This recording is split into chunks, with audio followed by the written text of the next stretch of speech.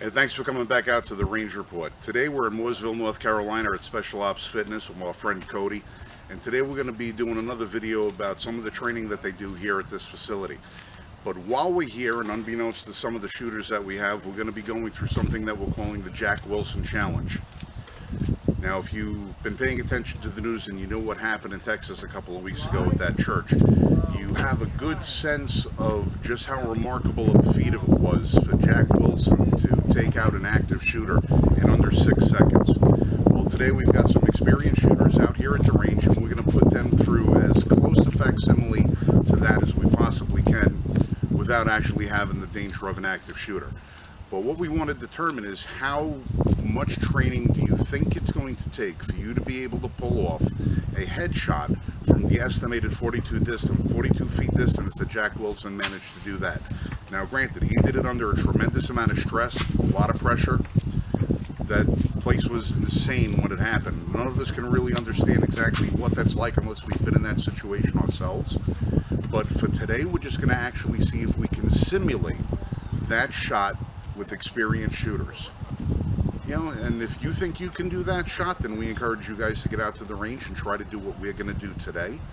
And if you can't do that shot, well, maybe time to get a little bit more training. And when you want to get more training, you want to come to a place like this, Special Ops Fitness here in Mooresville. Their links will be down in the description below. So aside from the Jack Wilson Challenge, we're also going to be doing some video here of some of the other things that they do. But for now, just keep watching, stay tuned, enjoy the show. All right, about 45 feet behind us is what we're calling the Jack Wilson Challenge. We have 5 target balloons set up. 1 represents our active shooter, 2 represents victims, 2 represents parishioners that were diving for cover. It's about 42 to 45 feet behind us. Now, while we can't actually replicate the scenario that Jack Wilson and the churchgoers had to deal with that day, we can try to represent the shot itself and see what it takes to be able to make that shot in under the 6 seconds that Jack Wilson made his shot.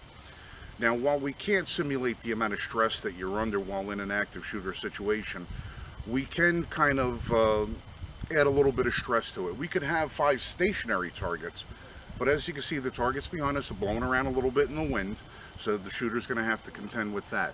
The shooter is not going to be looking at the targets when the shot timer goes off, so they're not going to know exactly when to engage it. So between those two things, we kind of hope that that puts a little bit of a, jolt of adrenaline into them already, so it kind of challenges them. I mean, anybody could sit here and make that shot if they take all the time in the world to get a sight picture, sight acquisition, squeeze that shot off perfectly. But that's not what this is about. This is about doing it under pressure. This is about doing what Jack Wilson was able to do, how Jack Wilson was able to save lives. So we're going to have a bunch of shooters up here at the line, myself included. We're going to take these shots and see exactly who can do it. Now, it's worth remembering that Jack Wilson used the Sig Sauer P229 chambered in 357 SIG. Now, I don't know how much time Jack had practicing with that firearm, that was his level of comfort. So we're not going to ask everybody on the line to pull out a single action, double action handgun. We're going to let them shoot the gun of their choice. Only because they probably have some time and experience shooting that gun. So we don't want to put anybody at too much of a disadvantage, putting them on a platform that they're not exactly familiar or comfortable with. So we want to keep the comfort level the same as what Jack's would have been. Now, I'm used to shooting a double action, single action. I have a SIG P229. It's a 9mm, but all things considered ballistically, it's about the same.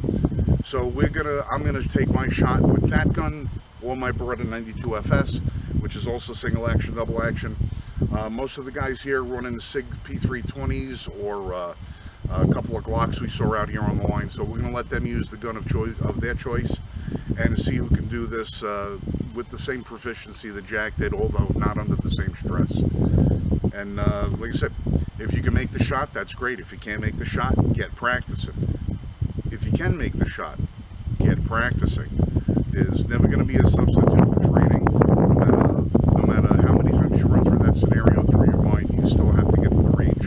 You still have to throw some lead. You still have to become a proficient shooter. So today we're going to put these guys to the test, myself included, and see who can do good, who can't. And we'll see what happens. But Get ready for the firing line. Jack Wilson combat test.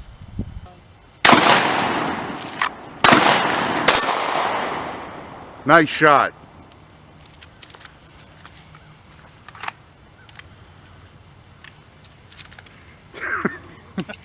Happy church. Yeah! Nice shot. Woo!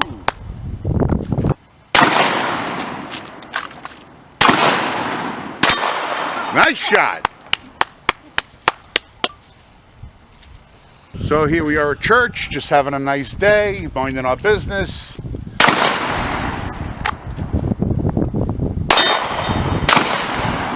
Nice hit. So here I am at church, just minding my own business. Yeah, everybody, hey.